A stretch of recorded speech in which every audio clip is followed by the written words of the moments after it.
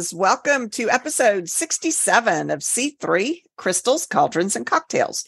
I'm River Kane. And I'm Wren Graves. And this week we are going to be doing an episode on crystal divination. This was actually a request from Greg. He is one of our new patrons. Thank you, Greg. Woo! Yes, thank you. I have a joke. So I was at work when we got the email, right? And I didn't have time to reply to it. So it was funny because I text River and I'm like, reply to Greg. And I was like, I know she's probably like, who? Huh? What? Because I gave no context. I was like, I wasn't like, oh, yay, we got an email. Like somebody requested a topic or anything. No, I just said reply to Greg. That was it. And I actually knew what she was talking about because I had just been looking at our emails because I check them periodically. And I'm like, oh, yay. So that was very funny. It was funny because it was just like, maybe I should have thought about that better, but it was a busy day. And I was like, hey, it's fine. We're like on the same wavelength usually. Yeah. So thank you, Greg, for your suggestion. Yes, thank you. How was your Yule season?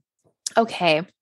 It's been okay. What that was very. No, it was like okay, let me get started. oh, I see. It was very eventful. I got to spend a lot of time with family, which was very nice. And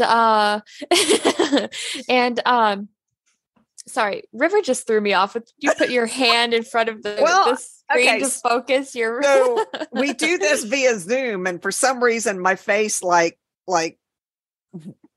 I don't know. It got fuzzy. It got fuzzy. So I put my hand up to try to refocus. And then you were like, what the hell? Yeah, is she you doing? made me lose my train of thought. But no, my Yule season was fine and great. I'm trying to think like. You came over to our house for a little bit. That was fun. Like it's kind of all muddled. Like I've already had a week. So I'm trying to think back. Yeah. I think it was pretty nice. Like I haven't been able to spend time with my family like all together in a while because like ever since growing up, we're all kind of all over the place. Everybody has different jobs. Everybody has different schedules. So I don't really get to hang out as much. And so it was really nice to see everybody in one place together. I feel like that hasn't happened since I guess last year, like the previous Yule time. Yeah. So it was very nice to do that. And of course, I spent a lot of time at my husband's family as well. And then I got to come and see you guys. So it was very nice. And I think it was like relaxing. Like it was indirectly relaxing. I had like the chaos of my family and my husband's family and you.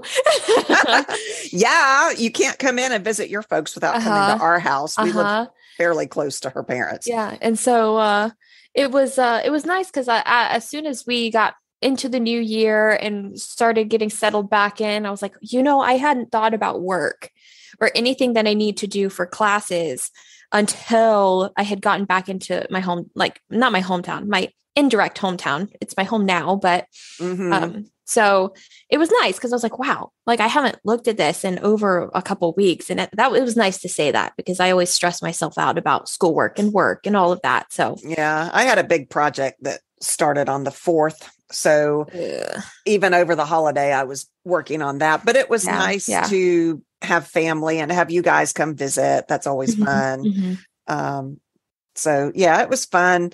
Although one of my friends has COVID. So I don't know if that's right around the corner or not for the rest of us, because we visited them too. Is COVID still a thing? Yeah, I hear it's gotten really bad over in China. And one of my friends, she is Chinese. And so she talks a lot. Does she have family there still? Yeah, she does. But it's like it's a lot of the media following. So her mom follows a lot of the Chinese media. Is her mom here or in China? Here. Like her immediate family is here. Okay. And so like they follow Chinese media and all of that. And she was like, it's crazy what they show from over there and what we don't see. Yeah. She says it's crazy bad right now. She said to be wary because they are opening up their travel borders on the 8th, where they're still having the massive outbreak of COVID. I think the U.S. is requiring testing for anybody coming from China. But, that doesn't stop someone that might have gone to a different country before they come in. So, I mean, it's still out there, guys. Yeah. Wear your mask. It's just be wary. Although, wash your hands. My friend, she wore her mask at the airport. She wore her mask on the plane because she's like, I know it's out there, and she still got it. So, yeah, I mean, you'd never know where it is. I mean, it could be anywhere. Like the friend I was just talking about, she, in our workplace, it was when I was over in Europe.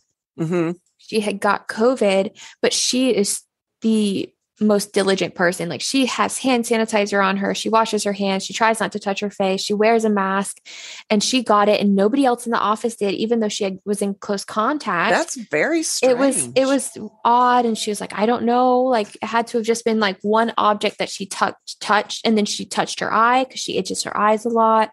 And she was the only one that got it during the summer. And so I was going to say, you went to Europe this summer. Did you wear masks and all that on the plane? Was it still required back then? No, it wasn't required. Wow. And it wasn't required for me to show proof that I had a vaccine to get back into the US at that time. It's probably different now, especially different protocols with China and everything now. Everything's I mean, my friend, she is totally inoculated, boosted and everything, and she's pretty sick. Her fever was 102 yesterday. Oh, wow. So I heard there's a new, there are new strains all the time, but this one's even worse, apparently. Yeah. Well, the good news is, I mean, the first thing I asked her was like, are you able to breathe? How is your breathing? And she said that part's fine. She just felt like shit. Yeah. But she could breathe. That's the part I think that was killing people was her lungs. Yeah. Yeah. Yeah. So at least she's not having that. It's just like a really bad flu. Yeah. Anyway. Yeah. I know. Enough of that. Just a little bit of our lives. You love it when we talk so much about us and nothing about witchcraft. Okay. But drinking, what are we drinking? So, okay. Okay. I got a fun glasses for Christmas. I love them. And I am drinking what I am naming a pink princess. So it's got pink grapefruit juice, which fresh is the best, but I didn't have time to do that because I'm still in the middle of that project that started on the 4th. Vodka, a splash of lemon, and a candied orange rind. It is really good. And I had put sugar on the rim of my glass, my new fun glasses, but I think my mouth is watering. I think I'm going to put salt on it next time because to me, grapefruit juice and salt just really go together. Oh, really? Yeah. My mouth is watering. This is crazy. I'm sitting here with one right in front of me and it's still watering. But what are you drinking? Well, I am no fun. So kind of with my New Year's resolution, I hate saying that because it's like, oh, bleh, new year, new me. Everybody's same old. Yeah. I mean, I didn't really have a resolution last year because that's the same thing that I thought, resolution. But I guess in a way I'm trying to better myself. And so I guess part of that for me is less alcohol. Not me. Oh man. Better myself, more alcohol. Yeah, I know. I just like, I mean, that's I'm not saying no alcohol. I mean, obviously, but just maybe a little less than what I usually frequently do. And maybe more of what I enjoy and try to harness and hone in on what I like instead of trying to experiment and then not liking it, but still having to drink it and not yet. And you're still getting the intake of alcohol, even though you're not enjoying it, So I'm just I always enjoy it. No, I know you do. But we should tell our listeners that we did vision boards while we were together. Yeah, we should over the holidays. But I guess today you could say I'm drinking a virgin mimosa. A virgin mimosa, so orange juice. Orange juice. Oh, that's great. Yes. Okay. Let's get to the topic at hand. So we've done some episodes on different divination types. And we've done some episodes on crystals. So now we're going to kind of combine the two and talk about crystal divination. Yes. So what is crystal divination? There are several definitions that I came up with. One is So basically, divination is the practice of seeking knowledge or guidance from supernatural forces, or, you can gain understanding. I know you're a proponent of this, where it's really your inner self that you are tapping into to get the information that's already there. You just don't know it's there. So when used in divination, crystals can help you communicate with your higher self and receive messages about yours or your clients, if you have clients, energies by seeing symbols or energy or images in their energy fields. Crystal divination is an excellent way to connect with the divine for purposes of guidance, wisdom, and healing. Okay. Crystal divination is using crystals and stones for divining purposes. I like that definition because it's sweet, simple, to the point. Yeah. And that website that I was looking at said you can further break this down into smaller categories to talk about crystal scrying, which is actually called crystallomancy. Okay. Crystal throwing, which is called lithomancy. And you can use pendulum crystals in your pendulum work for divination purposes. I know we talked a little bit about this in our divination episode itself, but we haven't really, delved into how crystals affect that. Crystals, yeah. And I never really thought about using crystals as a source of divination on its own. So this was a really interesting episode to research. There was another website I came across that said there are 2 ways to use crystals in divination. And the first is scrying, also called crystal gazing. Oh, I like that. Yeah, where you gaze at a reflective surface of a crystal or into the interior, like a crystal ball is what I'm talking about. And then the second is lithomancy, which is casting a set of stones and interpreting the patterns that they land in to get the answers to your questions. Okay. So my first thought was, okay, so I'm using crystals for divination. How do I pick what crystals to use? Because I love all the crystals. Amethyst is one of my favorites because it helps with hangovers. But, how do you, for divination purposes, what do you do? And so the answer, as I found through all these different sites I looked at, was that it depends. It depends on what type of divination you're doing. Basically, the crystals that you choose, they don't have to be large, expensive, or rare to be effective. Some methods, it's the correspondence of the crystal that's important. Like I said, amethyst is for, a lot of other things, but to me, the hangover thing but, all crystals have their own correspondences. And so depending on what it is that you're trying to do and what you're trying to get the answers to, you might want to do some research on what crystals would be best for that particular question. So, did you know? I have a did you know? Crystal is made up of the same things that regular glass is made of. So like silica and soda and lime, but it has lead oxide in it, which is what makes crystals so special, because the light reflects off of these particles, which is what gives crystals that dazzling effect, as opposed to just regular glass that is clear. You can see through it. It's kind of boring. Yeah, I didn't know that. That's interesting. I did not know that either.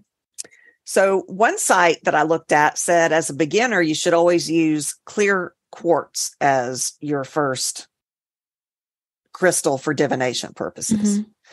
And that was from mysticcrystalimports.com. And they said that clear crystal is the most powerful and effective crystal for divination practices because it can be programmed with any intention you desire. Okay, I like that. It's like a clean slate type of thing. Yeah. I mean, and clear quartz is it's one of the crystals that you can use in substitution for any other crystal. Yeah. I guess I never just thought of it like that, in a sense, I was like, oh yeah, clear quartz is great for anything really, but to give it like that, it's a clean slate. You can do anything with it and focusing on you can do anything with it. That's white candles can be used for. Yeah. Yes, that kind of thing. Yeah, so I guess I've never thought of it like that. Mm-hmm. Yeah.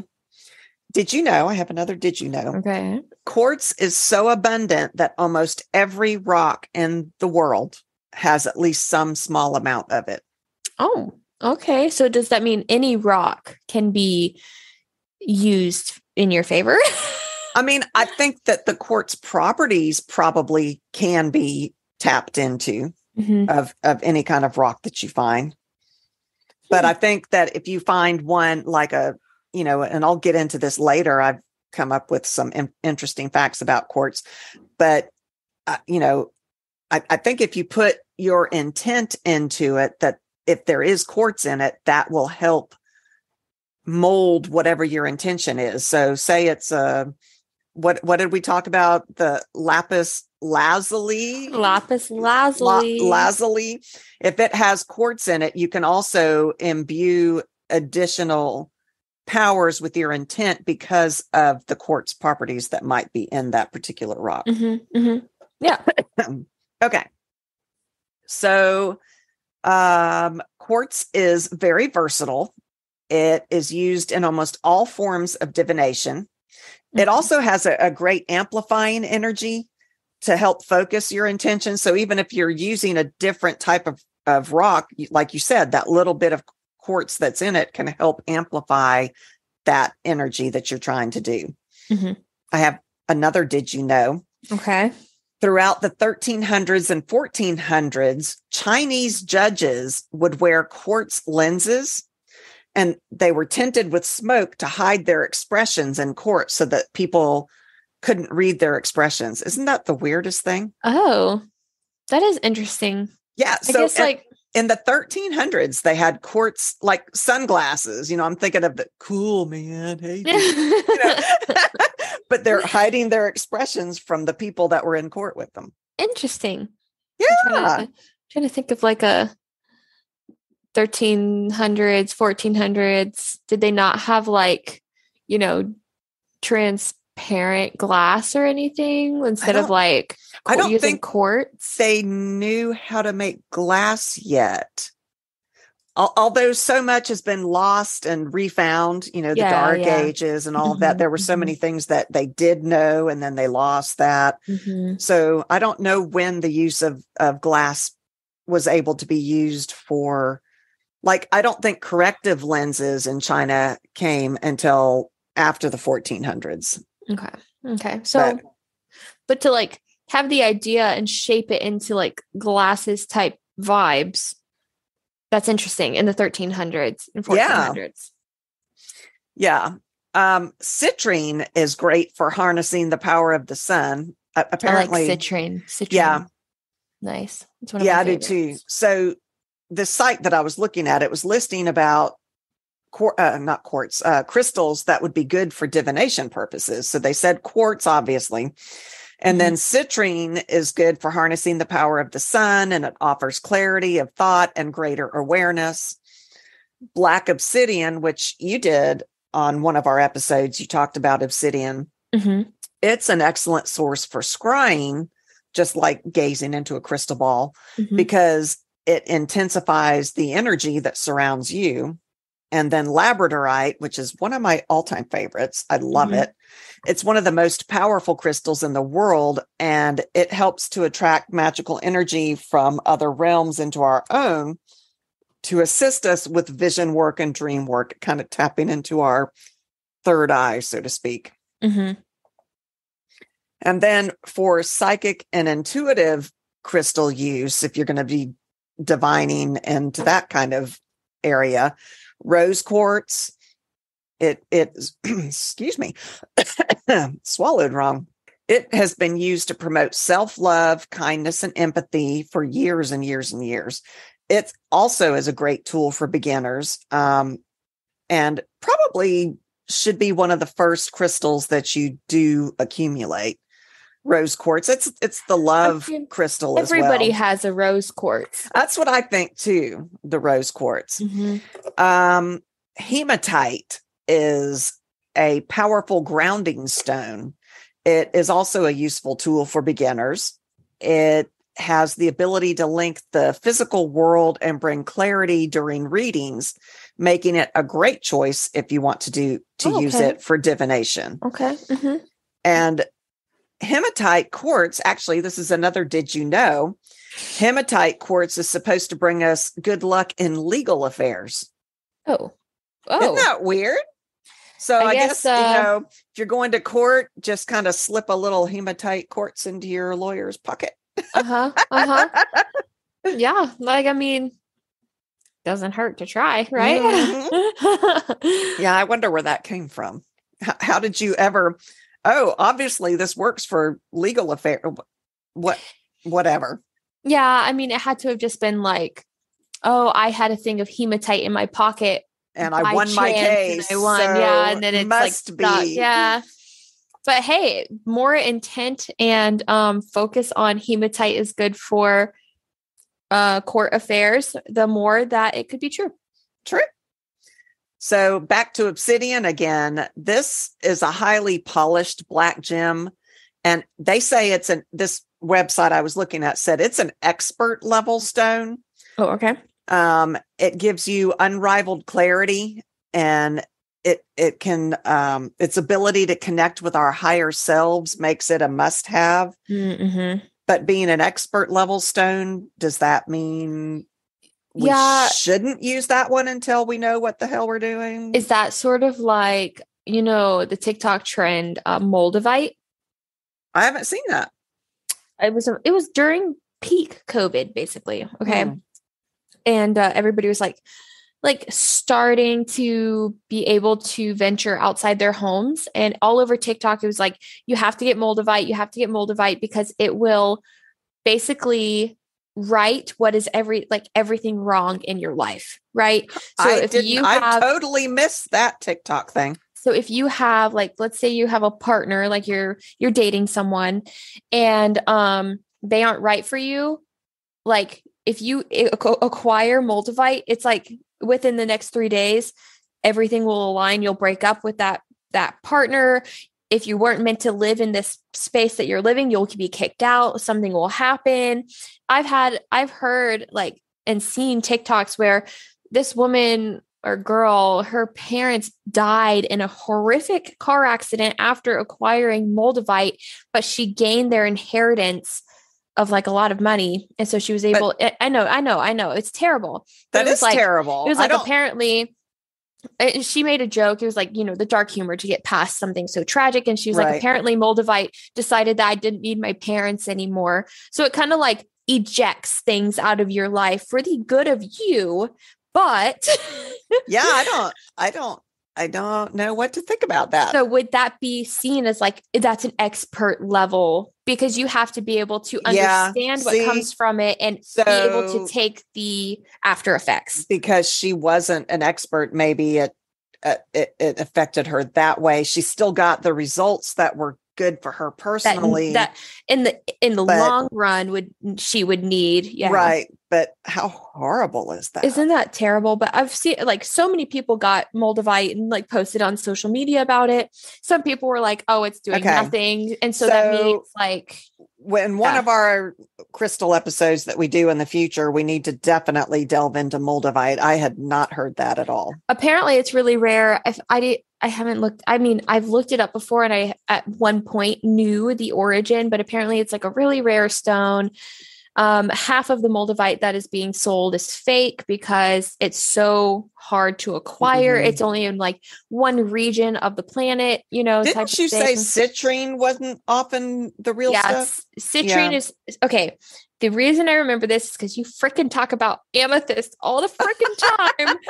And I love amethyst. It's hangovers, baby. Oh my gosh. No, but yeah, citrine, usually what's sold as citrine is amethyst heated up. And that stuck with me because, first of all, I had just bought what I thought was citrine. And I actually think it might be. I think it might be citrine. But I'm kind of worried that it might also not be citrine. A crystal shop up in Helen that I frequent, and I wonder if they would be honest with me if the citrine that I get there is actual citrine or not. you could ask. It doesn't hurt to, I mean, I guess it doesn't. It does hurt, but it doesn't hurt to ask because. I mean, it would just show them that I know what I'm talking about. That you know what you're talking about. Yeah. But it was at the time where I had just gotten into learning about citrine. And it was like I had gotten a citrine crystal stone. And then I learned, mostly for marketing, they just sell amethyst heated up because after amethyst is heated up, it changes colors and citrine is rare. How do you determine if what you have is real or not? I don't know. It's the color. I take back what I said. I think what I have is heated up amethyst. And I went and bought myself a real citrine. Okay. If that makes sense. Mm-hmm. So right now I have real citrine and I have fake citrine because if you look at pictures of real citrine, it's like a amber goldy color with yellow. If you have a larger piece, it's like ambery gold yellow. And it's kind of clearish, if that makes sense. It's like, it's not transparent, but it's not cloudy. Okay. That's the word I'm looking for. It's not cloudy. Okay. The one that I have is cloudy. So it kind of looks like a quartz, like a yellow quartz. A yellow quartz. But it's not quartz, if that makes sense. I know I'm not making sense. No, that's interesting. I didn't know that. I'll have to check into that. Moldavite is like, if you get it, it could mess up what you have going for you right now. I don't know that I ever want to touch moldavite. It would mess up what you have right now. But benefit you in the long run. So it's like, I guess it's for people who are stuck in a cycle that they don't want to be stuck in, that they feel like isn't there, and they need a boost. They need that, change. Maybe if it's like a toxic partner in the I was going to say, maybe like a toxic relationship that they keep going back to. Yeah. Maybe moldavite would help those people. Something like that. But again, back to the expertise level of these types. And I don't know if moldavite would be good for divination at all. I don't either. But expertise level, that's what I think expertise level means. Well, another gem that's supposed to be good, or another crystal for divination, is tourmaline. And it's supposedly, quote, expert level as well. Okay. And it says that it comes in almost every color imaginable. Oh. And it can help you fine tune your psychic energy and help you find your way through the, quote, fog of life. Okay. So I could see where that would have to be expert level so that you don't get, quote unquote, lost in your fog of life type of thing. You have to be able to be aware and cognizant of what's going on around you while you delve into those things. Interesting. I mean, basically, I think the best way to choose crystals is to use your intuition. Pay attention to which crystals appeal to you, the ones that seem to catch your eye, so to speak, are the ones that might have the most to teach you. Don't put too much thought into it. When you find yourself drawn to one, take that as a sign. If you're looking at a pretty pink crystal and then you see a purple one, but instead of walking towards that purple one, you find yourself going back to that pink one, that's your intuition. Go with your intuition. And did you know that snow is a crystal? I think you did. It's a science thing, so you probably did. Yes and no. And salt and sugar are crystals too. I knew that, but the snow. But I wonder if throwing a snowball counts as lithomancy, where you're throwing the stones. No. No. No, River. No. Well, snowball fights. Hey, I'm not really I didn't mean to throw that at you. I was doing lithomancy. Really. That's it. Absolutely. Okay. So since a lot of which crystals you choose depends on what type of divination you're going to do, let's talk about the different types of divination. Okay. So the most common that we all think of is crystal scrying. That is, it's also called crystal gazing, crystal seeing, or peeping, which I thought was interesting. This is what we usually think of when we talk about crystal ball divination. Yes. Okay. I have a beautiful crystal ball. I will have to take a picture of it and post it on social media. Although it is glass, I believe. I don't think it is an actual crystal. Oh, and I'm going to put out a reminder. If you guys do have crystal balls, do not leave it in direct sunlight. For sure. Oh, you and I at the Renaissance Festival. We were together, and it was so funny. We walked into this. It was obviously it drew us because it was like a witchy tent, had crystal balls and tarot cards. It was a really nice tent. It was very cool. And we walk in, and I just think that it's like a smoke effect. And I'm like, wow, oh, cool. Like, and I'm like, sort of like incense. Something. Yeah. It was like, oh, like that's some lovely incense, like I like that. You're setting the vibes for this. And so we're in there, we're looking, and the lady jumps up and she's like, oh, I need to move it. She was like, I didn't realize. And I felt so dumb in that moment. I was like, oh, that's a fire, not incense. Yeah, pretend's on fire. Oh no. No, like I was like, okay, that's a vibe. It wasn't a vibe. We have got to go again this year together. Yes. Tell your husband, and I'll tell my husband that we have got to go to the Renaissance Festival again this year. Yes. It was a lot of fun. It was. And there's so many, you guys, wherever you live, I guarantee there are Renaissance festivals wherever you are. They travel all over the country. You should go to one. You should dress up. It is a wonderful way to recreate your roots, get in touch with your ancestors. There are some really cool things there. Eat a good turkey leg. There's all kinds of witchy shops usually at one of these places. So anyway, okay. So crystal balls. It is a magical practice that involves seeing things supernaturally, usually for the purpose of divination and fortune telling. Now, there is an actual interesting history to crystal ball reading. Okay. So nobody is really certain how crystal scrying got started, but it is believed that it was started with the Druids. Now, cultures all around the world, and I think we talked about this in one of our episodes before, they would use reflective surfaces for divination. Like, I think we talked about a culture that used the reflective water, that kind of thing. But Druids actually polished a crystal called beryl into small spheres. So they're the first ones that we know of that made spheres to gaze into. Okay. After the Roman conquest, crystal scrying fell out of favor until the Middle Ages, which at that point, quartz crystal, which we talked about, quartz, became the material of choice for crystal balls because it's colorless and a lot clearer than the beryl was.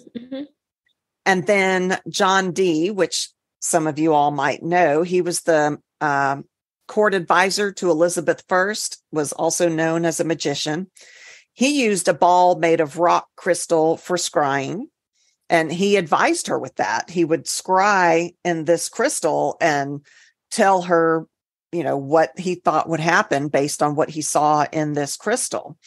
And he believed that these divination sessions could determine, quote, the universal language of creation, end quote, which is very fascinating. So he thought he was going into a deeper level when he was doing this vision seeking, that he was connecting to something more primal. And he apparently believed that this needed to happen for humanity to be united to prevent an apocalypse, which is fascinating to me. Yeah. Okay. Yeah. Okay. So keep your crystal balls on you and an event happens. Cover them so they don't catch on fire. But be safe about it. But be safe. And then in the 1950s, a psychic named Jean Dixon, she made them really popular, the crystal balls. And she actually publicly predicted the inauguration and assassination of John F. Kennedy, which I found fascinating. Oh, wow. Okay. And apparently there's documentation of this. Interesting. It is said that, and this is what you were talking about, that you must keep a crystal ball covered with cloth when it isn't being used, because if the sunlight hits it, it can create a lens, just like when, I don't know when you were a kid, if you ever went camping and you used a magnifying glass to start a fire. I did that on Girl Scouts. I was Girl Scout. My generation is a little bit more progressive. We use lighters. Okay, well, you should have been in Girl Scouts too, because then you would have learned how to start a fire with a magnifying glass. Okay. So, if you ever become stranded, if you wear glasses, you can use your glasses to start a fire. It might save your life. Just saying. Okay, I'm just saying.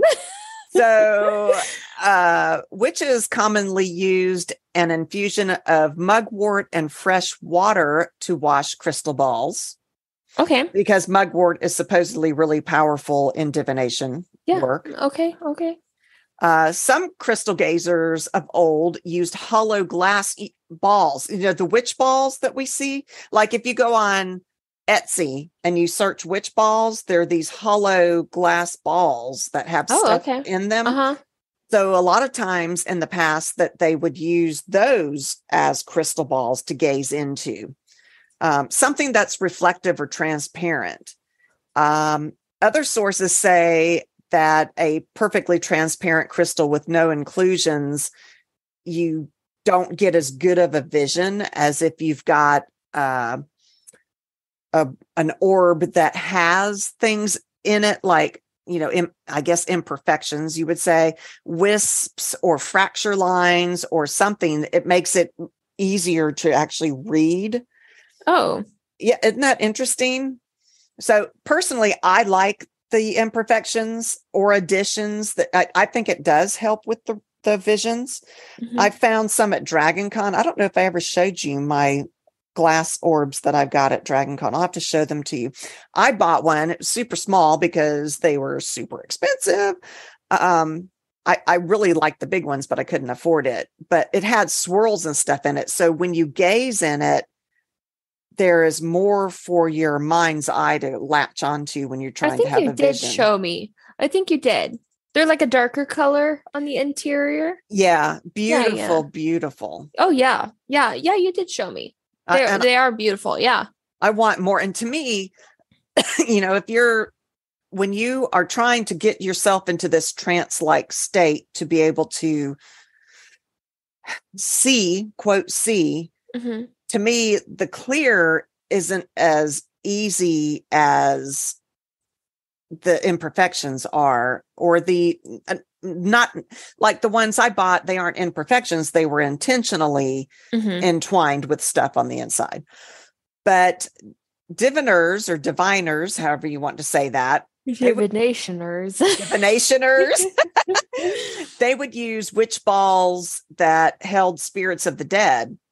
Oh. And they would use those then to use not just scrying magic, but necromancy magic. Okay, wait.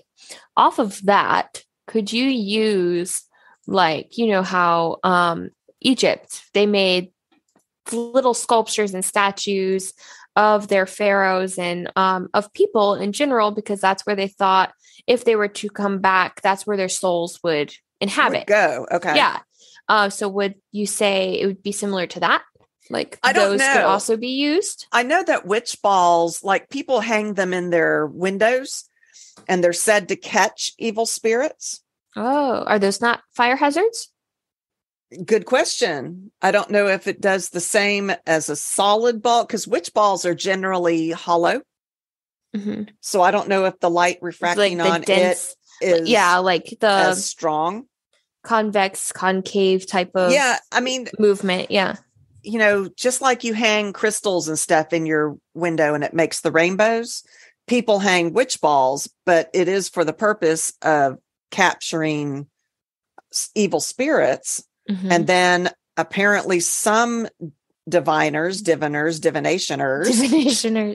would use those captured spirits within that ball to do their divination.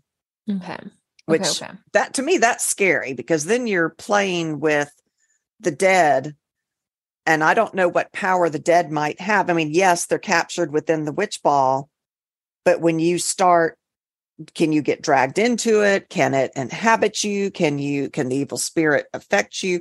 I guess if you're doing that, make sure you got a ring of salt around you. Take precautions. Take precautions. So to practice crystal gazing, you're going to need a crystal or a crystal ball that is reflective or transparent. While some sources suggest a perfectly transparent crystal with no inclusions, the majority of crystal gazers like to have the ones with the veiled wisps or the fractures like I was talking about. Glass or resin works just as well as, say, a quartz one. Quartz may be the number one choice, but you can use glass or resin as well. I mean, I know we are broken records whenever we say, I feel like you can use pretty much, I'm not going to say anything. Like, you can't use a sock. Yeah, I mean, maybe, but yeah, it's got to be kind of reflective, I would think. Yeah. But I feel like anything in the same material of that sense, if you have the intent, these materials help enhance our power and help hone us a little bit. But you know what I'm saying? Like, if you have the intent and the focus, anything can really be used for your practice. I agree. I mean, it is important to remember that our intent is powerful. The magic of witchcraft. Yeah, that is where our magic comes from. So did you know, this is what I was talking about earlier, one of the best known crystal balls comes from the movie The Wizard of Oz. And that ball was such a desired object that it sold for $129,000 in the early 2000s, which back then, I don't know what $129,000 There's been some inflation since. So. I would think so. But I vaguely remember watching. I mean, we used to watch The Wizard of Oz all the time. And I don't remember the orb from The Wizard of Oz exactly. I vaguely remember it. I wonder how much the orb from The Hobbit and The Lord of the Rings would sell for. That would probably sell for a lot. A lot, yeah. Wow. A lot. Okay. And then crystalvaults.com is I'm going to post all of the sites that I used to get my research from, but crystalvaults.com said that once you find the crystals or crystal that you're going to use for this gazing, this is not the stone throwing yet. You go to a quiet spot, you empty your mind, and you gaze into the surface or the interior of the crystal. You wander around in the reflections or the interior and allow your mind to find triggers and patterns that pertain to whatever this question is that you have in your mind. And as with all of the craft, practice makes a difference. So do this a few times a week. The gazing is in your mind and the crystal is just a tool. So you're learning how to focus. It's really like, what is it called? Daydreaming, where it's like a focused daydreaming. So instead of having no control over it, the more you practice with it, the more control you have over your divination. Did you know? Did you know? Did you know not everybody has images in their head, though? What do you mean? Like, you know how, like, you and I, we can picture, like, in our head, actually picture things with color and all of that. Not everybody can do that. Are you kidding? I'm not. Not everybody can do that. Not everybody can have that clear picture, can see the colors. Sometimes people can only process, I don't even know, because my brain doesn't think that way. My brain doesn't process things that way, but not everybody's brain thinks like that. That blows my mind. I know. I don't know how they live, but sometimes when you lay in bed and you keep thinking and like imagining these unimaginable pictures and you come up with those arguments where you're like, "Ooh, I should have said that 10 years ago in that argument," Yeah. But do they not everybody can do that. No. Not everybody can do that. There's like a percentage. There's like I should have come prepared. I didn't know we were going to be talking about this. Percentage about that online, which it's very interesting. And I initially learned that on TikTok, and then I went and did my own research because I like, oh, that's weird. I can picture pictures, and I have thought processes in my head. So like when they're reading a book, to me, when I'm reading a book, it's a movie in my head because they just read the words. How do you ever somebody on TikTok was like, yeah, I have that. Like, I can't picture images in my head, and so somebody was like, how do you read a book and imagine the world? And they were just like, I just read the book and read the words. So like when they read The Hobbit, they weren't transformed to this beautiful world. No. They just read when it says a castle, they're like, okay, a castle. They don't picture no, they don't picture it. They know what a castle already looks like. And so it's like, oh, they don't picture it. See, that's the thing. Like if you already know what a castle looks like, then you picture it in your head. But see, like now that I'm saying castle, I have an image of a castle in my head. Like too. Yeah. You say horse, and I've got a picture of a horse in my head. A picture of a horse in my head. I'm like, okay, yeah, horse. I have never heard of such a thing. Uh-huh. That's crazy. Okay. So when we say things, so now it makes sense where people are like, oh, I look into a crystal ball. I don't quote unquote see anything like in your head. You can't have that seeing, that sight, because not everybody can have that sight. Interesting. So I do have another, did you know? A did you know on a did you know? The largest known true crystal ball is housed at the Smithsonian Institute in Washington, D.C., which I went to as a Girl Scout. So I'm just saying Girl Scouts are a thing. Lame. No, I'm just kidding. Girl Scouts are wonderful. No, I'm just kidding. It weighs 106.75 pounds. Jeez. And it is 12.9 inches in diameter, which is not huge. That's a dense. Yes. It's dense. And it is the largest flawless quartz crystal in the world. Can you imagine how powerful that sucker is? We got to go. I need to touch it. The giant orb, right? The giant orb was first cut and polished in the 1800s in China. And they think that it might have been mined from Burma. Okay. That is the coolest. I've got to get, I went to the Smithsonian Institution when I was a kid, again, as a Girl Scout. So, hey, Girl Scouts. Yay. Lame. No, girl power, man. Lame. But now I want to go and find this freaking crystal ball. How cool is that? Can we like do divination at I need the to touch Smithsonian? Well, they probably won't let us touch it. But, is that going to stop me? Well, I want to touch like tornadoes, and if I did that, I would die. So yeah, but that's so different. So different. I want to touch a dirt devil. That won't kill me, right? But this is different. You're talking about natural occurrences that literally you cannot touch. But we're actually talking about something that's actually in the Smithsonian. You cannot touch it either because you would go to prison. Whatever. Okay. It would be worth it. Crystal scrying. Let's move on to crystal throwing, which I don't know if this is what Greg was thinking of when he asked us to do this, or if he was talking about the crystal balls. I don't know. Yeah. And I also have something to say. Greg, your name is cool. His name is cool. He is awesome. I was like, talk to Greg. Email Greg back. Email Greg. Okay. So crystal throwing, which is kind of cool. Mm-hmm. This is the form of divination where you actually toss crystals like onto a grid of some kind. It's called lithomancy. Okay. Yeah. Okay. Yeah. We have boards. We do have boards. I sell boards. Mm-hmm. I sell boards. Mm-hmm.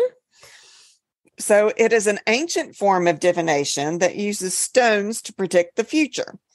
The practice can be traced back as far as 3000 BC and is thought to have originated in either India or Persia. Over the centuries, lithomancy has been used by a variety of cultures all over the world, including the ancient Egyptians, the Greeks, and the Romans. In fact, the Roman scholar Pliny, I learned about him, but I never remember how to pronounce his name. He's Pliny the Elder. He was said to have used lithomancy to predict the outcome of battles. Oh, okay. That reminds me of our episode with the chickens where they would do the chicken divination. They would dunk the chickens or throw them overboard or chickens something. Chickens overboard. Yeah. I think that was the name of that episode. I think that was episode 2. It was early. It was episode 2. We talked about chickens overboard. One constant reference that seems to be agreed upon is that in Constantinople, the Saint Photios I described lithomancy as being used by Eusebius, a physician, to execute a ritual. So that was long time ago. Okay. So apparently throwing stones was a thing for a long time. Okay. One of the oldest versions of lithomancy is said to use 13 stones representing astrology signs, fortune, love, home, magic, Sun, Mercury, the Moon, Saturn, Mars, and Venus. So sometimes the stones had different meanings, but it was always 13. Okay. They then would cast the stones onto this astrology map, and depending on where they landed on this map would tell them what the meanings were. So if the sun landed on a particular area, that would mean something. If, the moon landed on a particular area, that would mean something. Okay.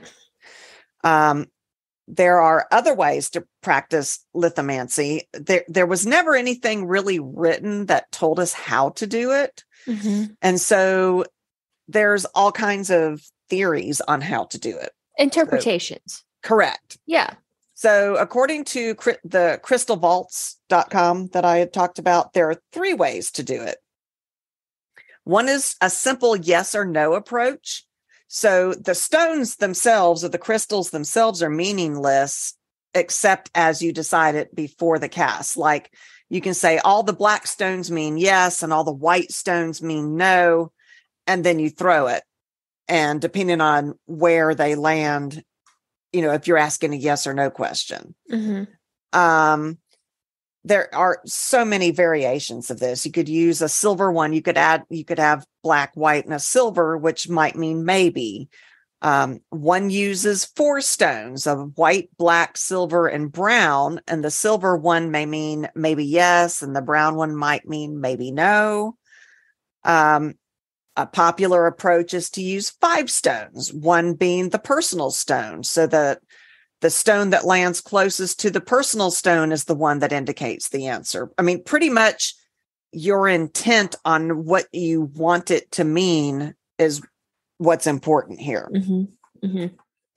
Another approach is that the stones or crystals that are cast have specific meanings.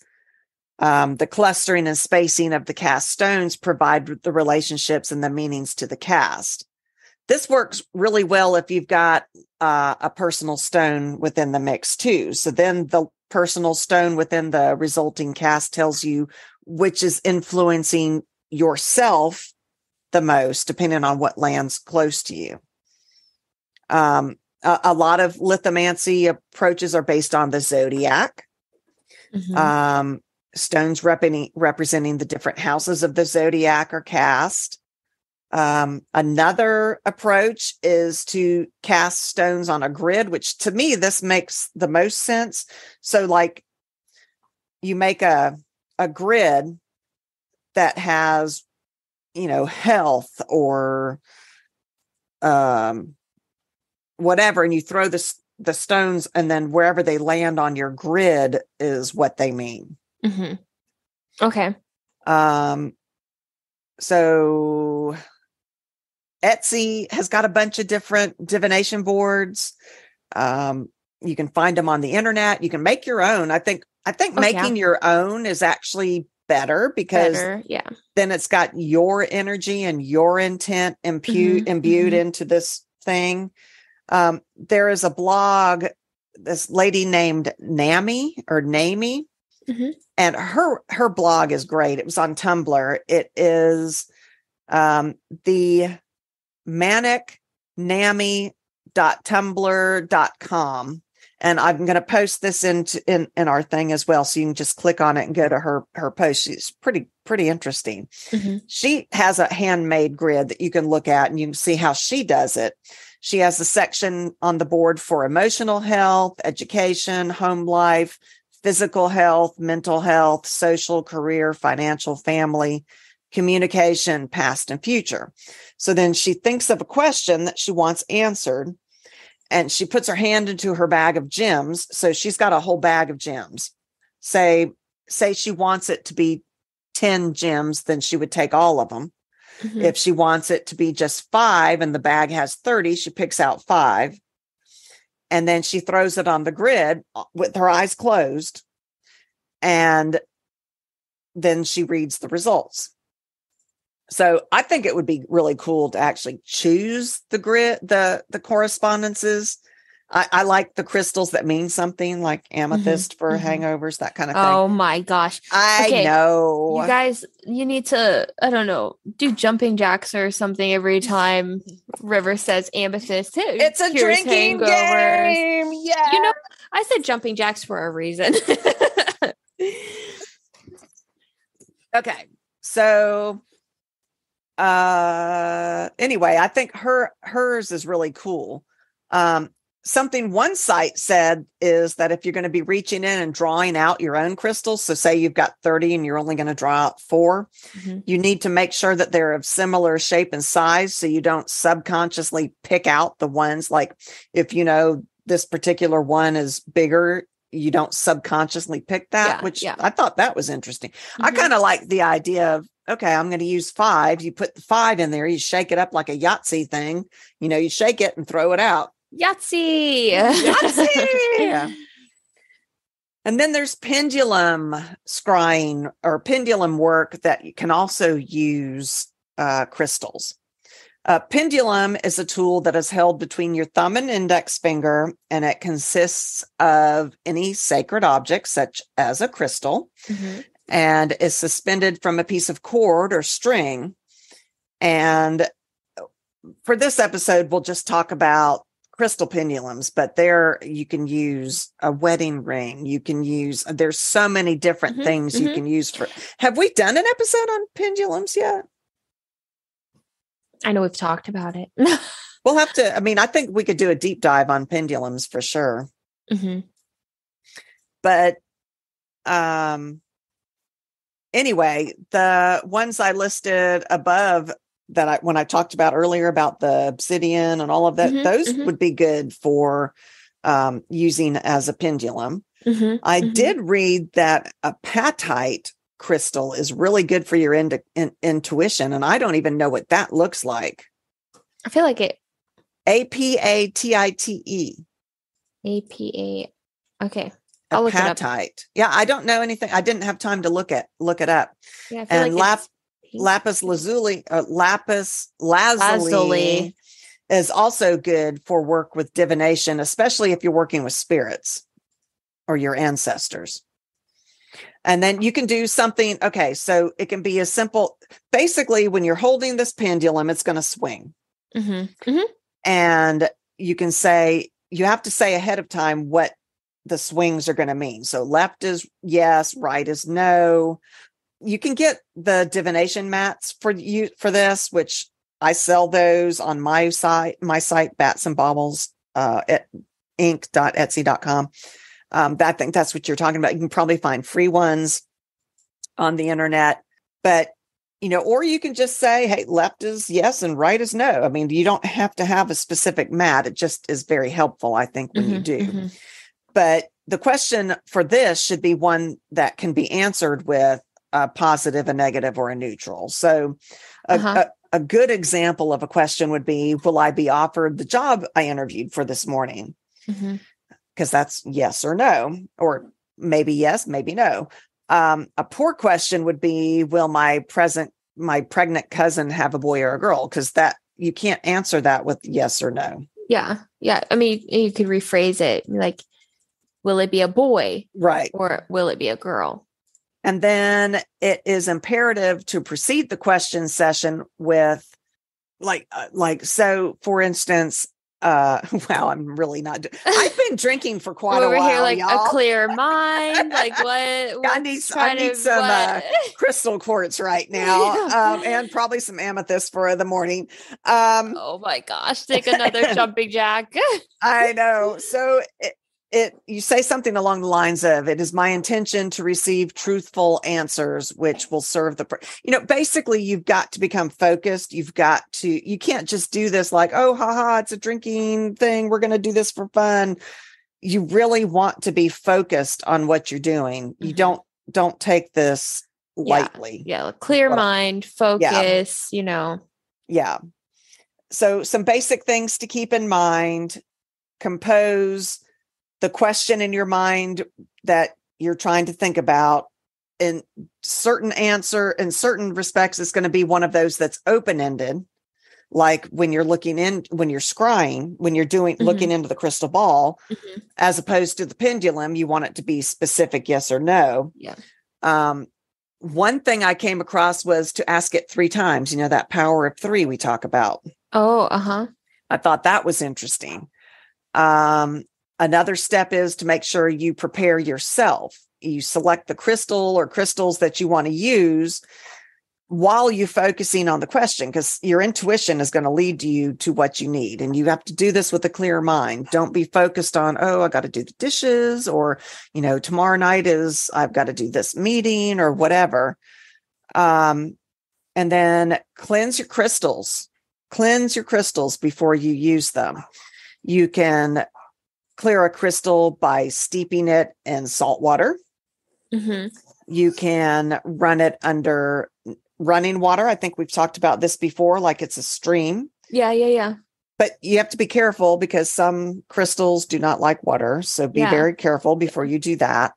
I think there's one where you can bury it in the ground for a certain time. You can put it in the moonlight for a certain time, or the sunlight. So cleanse your crystals, clear the space that you're doing this in before you do it. Just because you've cleansed yourself and your crystals doesn't mean that the area that you're in isn't negatively impacted. So, maybe cast a circle. Use salt to cast a circle. Use your ritual dagger to cast a circle. Make it clean. You want a clean spot to do this. And then buy a journal or make a journal to keep your answers in, your interpretations in. If you're going to do the magic ball scrying thing, you want to write down what you think you've seen. And as you go through time and you read these things, especially if you're practicing every week, you might discover that there are patterns to what you are seeing, and you might be able to interpret something even deeper based on your notes. So basically, that is all we've got for this week's episode. Greg, I hope this was what you were looking for. I hope so. If it's not, let us know. Yeah. We will definitely do more, and we can do a deep dive into any of these that we've talked about. We can go, there's so much more out there, you guys. We have a whole bunch more episodes on the way. So I'm excited. We got lots more crystal episodes. We'll have to do one on whatever that crystal was that I don't remember was earlier. That sentence did not even make any sense. It made sense to me. Oh boy. And you're not even drinking alcohol. No, orange juice. Okay, but I am really excited about our next topic because we already have that one in mind. So I'm very excited about that discussion, and that one will probably be a long one because I can ramble about the topic. I think it's going to be one we're going to have to split into separate things. But yes, I'm excited about that one too. Yeah. I can't wait. Well, thanks for listening. You can find us at www.c3witchypodcast.com. That's our website. There you can find links to our social media, links to our episodes, a page to our merch, which I have to say, one of our patrons just ordered a t-shirt. I am so excited. Thank you so much. I hope you love it as much as I do. I've ordered God knows how many of the t-shirts because I love them all. Super comfortable fabric, y'all. But anyway, our email is also there on our website. That's a great way to reach us. That is how Greg told us what he wanted as a topic. So do that. If you enjoy this podcast, please support us. You can click the Patreon button on the first page of our website, or you can go to www.patreon.com/C3 Witchy Podcast. Any amount that you offer will help. $1 a month would be fantastic. That's only $12 a year, y'all. And yet it makes a huge difference to us to be able to keep doing this. Thank you to our existing patrons. Jessica, she's the one that ordered a t-shirt. Greg and Mandy are brand new ones. You are so appreciated. Nika, of course, has been there forever. You get a free tote bag from us. So if you want to email us your address, you can get that sent out to you. Please send us episode ideas, you guys. We are more than willing to do topics for you all. And we are excited for the future topics that we've already come up with. So definitely come back and listen. Yes. So we'll be back. Yes, we'll be back. And Happy New Year. Happy New Year. Yeah. Oh, and y'all, when this comes out, it'll be the wolf full moon. Yes. Get your water ready. Definitely. I'm going to have a whole, I didn't tell you. I've got my altar. I'm starting to set up my altar in my room. See, we have good things. Good things. Yes. This year. I am very excited. I'll take a picture once it's done and I'll post it on Patreon. On Patreon. Oh, that's a good idea. Anyway, until we see you again or hear from you or listen to you. No, you listen to us. It's just we'll be back. Yes, yeah. We'll be back. Stay with you, y'all. Bye.